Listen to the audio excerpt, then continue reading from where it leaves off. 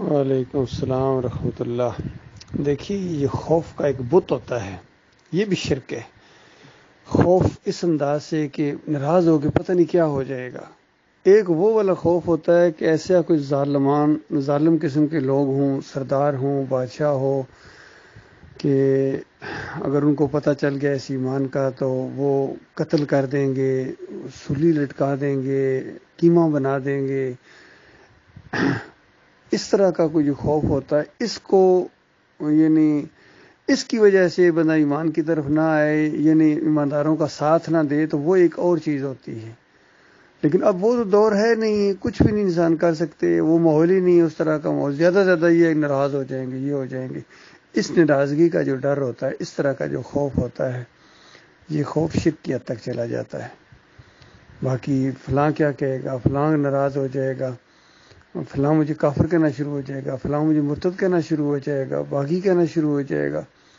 یہ جو خوف ہوتا ہے نا، یہ بڑا خوفناک چیز ہے۔ یہ ایمان کو لے ڈوبتی ہے، اسے ایمان بھی ختم ہو جاتا ہے، اللہ کے اوپر بھروسہ ختم ہو جاتا ہے۔ باقی ڈاکٹر مسعود الدین عثمانی رحمۃ اللہ علیہ پر متفقہ طور پر ان سارے مسلک پرستوں نے فتویٰ لگایا تھا، بریلویوں، دیوبندیوں، اہل حدیث، سب نے مل کے، اور سب مل گئے تھے، ایک کر لیا تھا انہوں نے، بالکل اسی طریقے سے جس طرح ایک دفعہ عمران خان نے شروع میں کہا تھا کہ یہ جتنے چور اور ڈاکو ہیں نا، یہ سارے دیکھنا ایک دن ایک ہو جائیں گے۔ تو اس وقت کوئی سوچ بھی نہیں سکتا تھا کہ ایک ہو جائیں گے، چونکہ ان کی آپس کی اتنی نفرت تھی ان کی، نواز شریف کی اور بے نظیر کی زرداری کی، جس کو بیان نہیں کیا جا سکتا۔ اتنی نفرت تھی ان کی، آپس میں دشمنیاں تھیں۔ تو اس وقت اینکر نے، مجھے ابھی تک یاد ہے، اینکر حیران رہ گیا۔ اس نے کہا یہ آپس میں ایک ہو جائیں گے؟ اس نے کہا بالکل ایک ہو جائیں گے، دیکھنا۔ اس نے کہا کیسے ایک ہو جائیں گے؟ اس نے کہا جو میرا مشن ہے نا، وہ ان سب پر چوٹ مارتا ہے، اس وجہ سے ایک ہو جائیں گے۔ تو بالکل یہی بات ہے کہ یہ جو حق دعوت ہے، یہ چوٹ مارتی ہے سب کے اوپر، کمپرومائز نہیں کرتی ہے۔ یہ جو دعوت آگے اٹھی، اس نے چوٹ ماری بریلویوں کے اوپر، دیوبندیوں کے اوپر، اہل حدیثوں کے اوپر بھی۔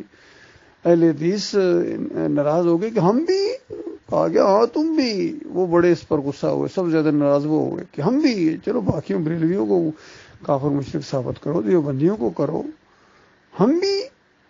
بلکہ ایک واقعہ پیش آیا، ادھر کھاریاں کے قریب ایک گاؤں تھا، وہاں ڈاکٹر صاحب رحمۃ اللہ علیہ کا پروگرام تھا، تو ایک بریلوی مولوی وہاں اس پروگرام کے اندر شامل ہوا، اور جس طرح کوئی تعارف کا پروگرام ہوتا ہے یا بات چیت کا موقع ملتا ہر ایک کو، اس نے کہا اللہ بھلا کرے ڈاکٹر مسعود الدین عثمانی رحمۃ اللہ علیہ کا، کہ جب سے ہمارے گاؤں میں یہ آنا شروع ہوئے ہیں، اس اہل حدیث مولوی کی بولتی بند ہو گئی ہے، کیونکہ چپ ہی نہیں کرتا تھا، لاؤڈ اسپیکر کے اندر ہمیں مشرک کہتا رہتا تھا، شرک کرتے ہو، یہ شرک ہے، یہ شرک ہے۔